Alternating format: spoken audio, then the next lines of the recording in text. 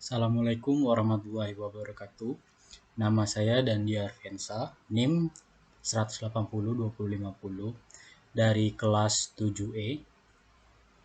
Di sini saya akan membahas mengenai e-commerce, dimulai dari pengertiannya yaitu e-commerce atau electronic commerce atau dalam bahasa Indonesia perdagangan secara elektronik adalah aktivitas penyebaran, penjualan, pembelian, pemasaran produk baik barang maupun jasa dengan memanfaatkan jaringan telekomunikasi seperti internet, televisi ataupun jaringan komputer lainnya. Jadi secara sederhana, e-commerce adalah proses pembelian maupun penjualan produk secara elektronik, tidak secara nyata. E-commerce sendiri kian berkembang beberapa tahun belakangan ini dan secara perlahan menggantikan toko-toko tradisional. Adapun implementasi dari e-commerce adalah sudah sangat banyak ya dan signifikan dalam masyarakat, seperti implementasi e-commerce pada media sosial. Sekarang media sosial tidak hanya sebagai sarana komunikasi, tetapi juga sudah menjadi sarana transaksi antara penjual maupun pembeli, di mana ini sangat memudahkan penjual dan pembeli dalam bertransaksi. Bahkan jika penjual dan pembeli di lokasi yang berbeda, seperti berbeda provinsi ataupun kota. Selanjutnya itu contoh dari e-commerce. Contoh dari e-commerce belakangan ini semakin banyak. Contoh saja yang paling terkenal, salah satu yang terkenal di Indonesia, yaitu Shopee. Di Shopee atau di e-commerce berbasis mobile, memberikan fitur-fitur yang memudahkan pembeli untuk bertransaksi dan kemudahan akses, ya ini hanya dengan ponsel cerdas atau smartphone masing-masing. Pembeli dapat mengakses e-commerce dengan berbagai pilihan toko dan barang hanya dengan dalam genggaman tanpa harus pergi ke luar rumah. Jadi itu sangat memudahkan para pembeli untuk membeli barang yang mereka inginkan tanpa harus berjalan jauh atau keluar dari lingkungan rumahnya. Selanjutnya itu adalah manfaat e-commerce. Seperti yang kita jelaskan tadi, karena sudah banyak e-commerce di Indonesia, berarti manfaatnya itu sangat banyak. Salah satunya itu bisa menghemat waktu lebih baik. Transaksi sekarang jadinya produk tidak harus dilakukan secara konvensional atau mendatangi toko secara fisik. Anda bisa menggunakan e-commerce menjadi media digital yang bisa menghubungkan pebisnis dengan konsumen secara langsung. Tentu waktu yang kita miliki bisa dimanfaatkan untuk kegiatan lain yang lebih produktif.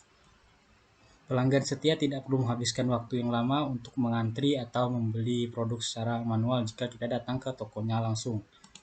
Yang kedua itu bisa menjadi bisnis lintas wilayah. Manfaat e-commerce bisa menghadirkan solusi penjualan produk tanpa terpengaruh batas wilayah.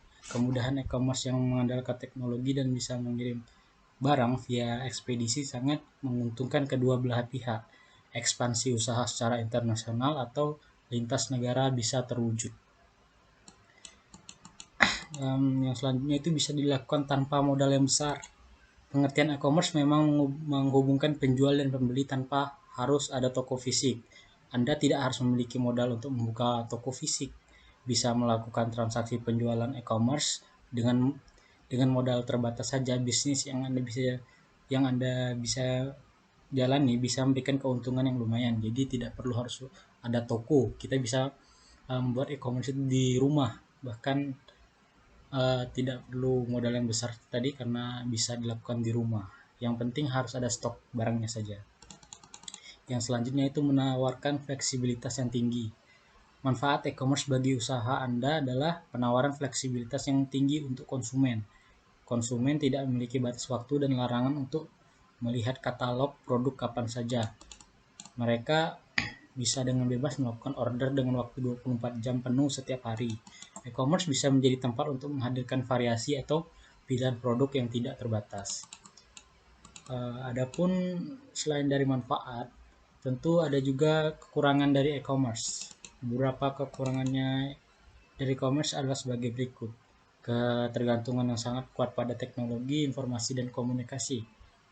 Yang kedua yaitu kurangnya undang-undang yang memadai untuk mengatur e-commerce, baik nasional maupun internasional. budaya pasar yang menolak perdagangan elektronik, atau yang pelanggan yang tidak bisa menyentuh atau mencoba produk. Jadi beberapa kelemahannya itu pelanggan tidak bisa melihat produk secara langsung. Hilangnya privasi, cakupan wilayah, serta identitas dan perekonomian negara. Rawannya melakukan transaksi bisnis online, jadi terkadang dalam melakukan transaksi itu ada beberapa kasus terjadi penipuan. Dan selanjutnya ada warna dan kualitas produk yang dijual belum tentu sama antara foto yang ditampilkan di website dengan produk aslinya.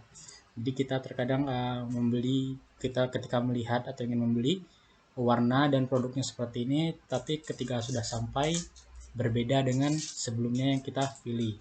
Jadi itu tadi kelemahan e-commerce. Baiklah, mungkin hanya ini yang dapat saya sampaikan. Kurang dan lebihnya saya mohon maaf. Saya akhiri. Wassalamualaikum warahmatullahi wabarakatuh.